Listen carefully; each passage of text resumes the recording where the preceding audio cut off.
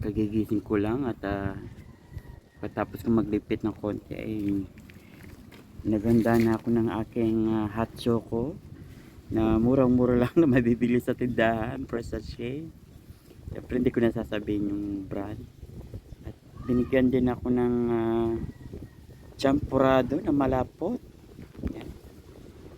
Diba? Sarap kumain pag ganito guys, yung hindi mo in-expect may blessing na dumarating. Kaya naman tayo nananaba guys. Yan, calm mind, no, diba? Habang humahangin sa paligid guys, so sarap mag-coffee sa aking mini garden na wala pang upuan. Itong aking upuan ay lumang-luma na.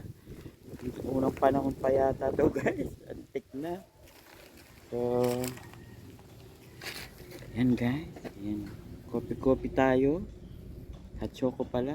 At